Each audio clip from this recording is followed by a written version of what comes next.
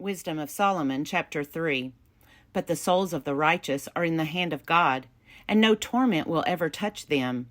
In the eyes of the foolish they seem to have died, and their departure was thought to be a disaster, and their going from us to be their destruction. But they are at peace. For though in the sight of others they were punished, their hope is full of immortality.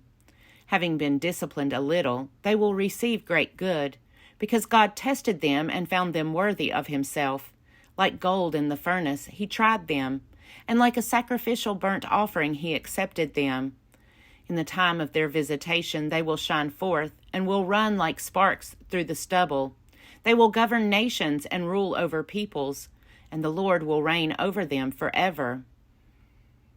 Those who trust in him will understand truth, and the faithful will abide with him in love, because grace and mercy are upon his holy ones, and he watches over his elect. But the ungodly will be punished as their reasoning deserves, those who disregarded the righteous and rebelled against the Lord.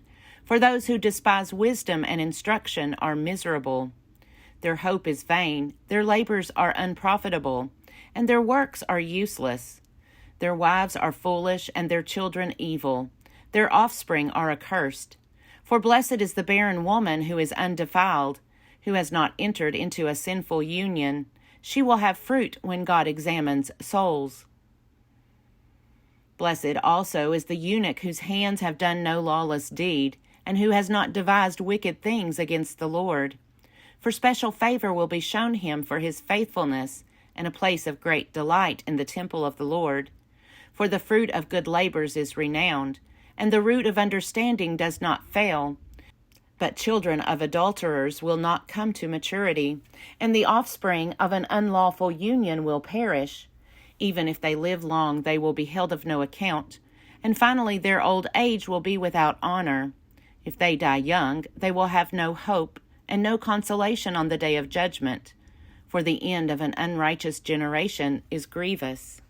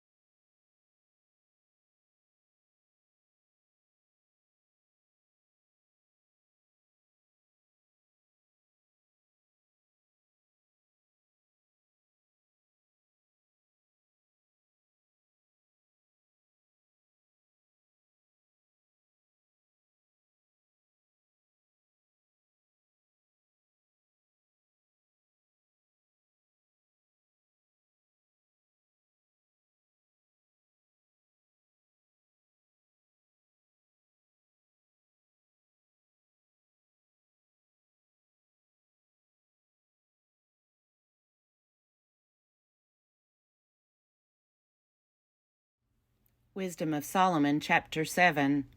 I also am mortal like everyone else, a descendant of the first-formed child of earth, and in the womb of a mother I was molded into flesh, within the period of 10 months, compacted with blood, from the seed of a man and the pleasure of marriage. And when I was born, I began to breathe the common air and fell upon the kindred earth. My first sound was a cry, as is true of all. I was nursed with care in swaddling cloths. For no king has had a different beginning of existence. There is for all one entrance into life and one way out.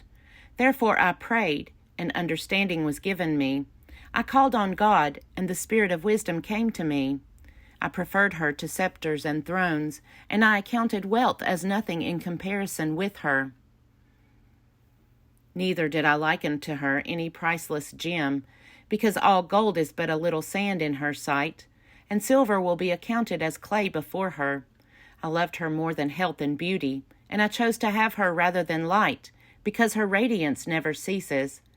All good things came to me along with her, and in her hands uncounted wealth. I rejoiced in them all because wisdom leads them, but I did not know that she was their mother. I learned without guile, and I impart without grudging. I do not hide her wealth, for it is an unfailing treasure for mortals. Those who get it obtain friendship with God, commended for the gifts that come from instruction. May God grant me to speak with judgment and to have thoughts worthy of what I have received, for he is the guide even of wisdom and the corrector of the wise. For both we and our words are in his hand, as are all understanding and skill in crafts.